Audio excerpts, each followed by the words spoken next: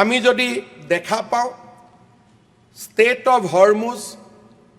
Iran আৰু আমেৰিকাৰ যুদ্ধই ভাৰতৰ বৈদেশিক মুদ্ৰাৰ ভাণ্ডাৰ দিনক দিনে হ্ৰাস কৰাই লৈ গৈছে আৰু আমি নিশ্চিতভাৱে এক বিপদজনক পৰিৱেশলৈ আমি আগবাঢ়িছোঁ যদি ইৰাণ আৰু আমেৰিকাৰ মাজত যুদ্ধ শেষ নহয় তাৰ প্ৰভাৱ বা তাৰ প্ৰভাৱৰ পৰা ভাৰতো মুক্ত হৈ থাকিব নোৱাৰে ভাৰতে নিজৰ ব্যৱহাৰ কৰা তেল সাৰ আৰু আমাৰ বাবে প্ৰয়োজনীয় বহুত সামগ্ৰী আমি দেশৰ বাহিৰৰ পৰা কিনিব লাগে আৰু যেতিয়া এনে সামগ্ৰীসমূহ আমি দেশৰ বাহিৰৰ পৰা কিনো বেছি দামত কিনো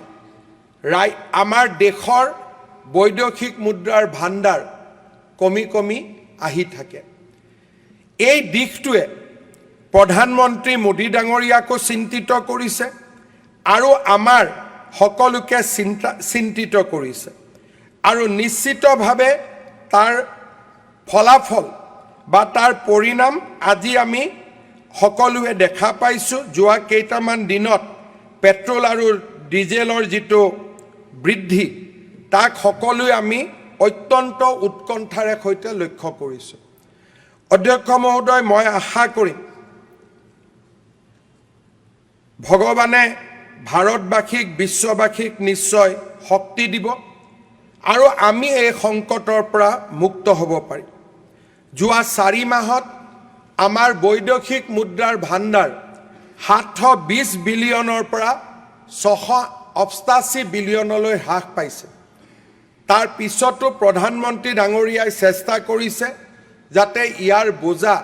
সাধাৰণ ৰাইজে ল'বলগীয়া নহয় মই ভাবোঁ যে পেট্ৰল ডিজেলৰ দাম বৃদ্ধি এটা সাময়িক ঘটনা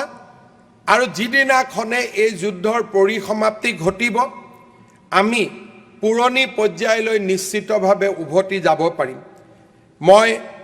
ৰাজ্যবাসীক নিশ্চিতভাৱে আশ্বস্ত কৰিম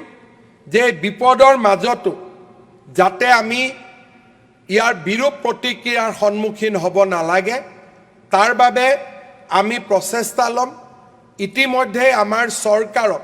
মিতব্যয়িতাৰ বাবে অষ্টেৰিটিৰ বাবে আমি কেইবাটাও ব্যৱস্থা গ্ৰহণ কৰিছোঁ আৰু মই ভাবোঁ যে অনাগত দিনত বিশেষকৈ বাজেট অনাৰ সময়ত আমি আৰু মিতব্যয়িতাৰ দিশেৰে গতি কৰিম যাতে আমি সঞ্চয় কৰা পুঁজিৰে আমি ৰাজ্যৰ জনতাক আমি নিশ্চিতভাৱে সকাহ দিব পাৰোঁ বাজেটৰ সময়ত দেশৰ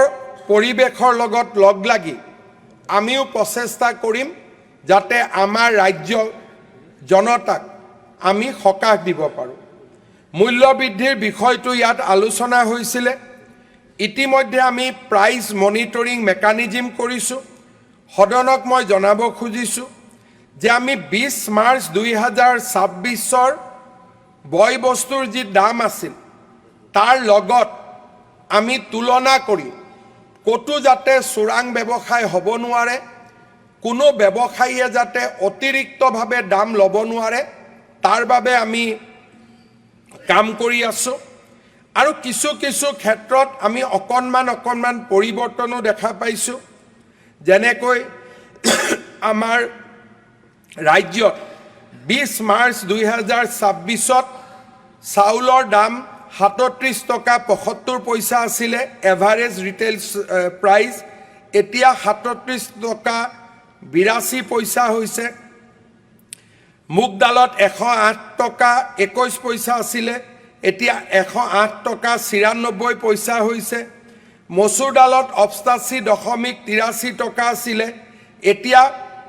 প্ৰায় 4 টকা বাঢ়িছে 89.75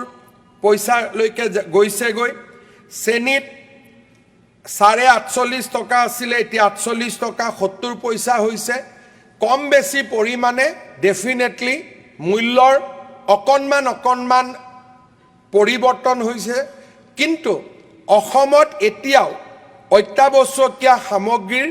ব্যাপক প্ৰভাৱ পৰা নাই কিন্তু বৰ্তমান পেট্ৰল ডিজেলৰ দাম বৃদ্ধিৰ পিছত কিছু যে প্ৰভাৱ নপৰিব তাকো মই নিশ্চিতভাৱে ডিনায়ো কৰিব বিচৰা নাই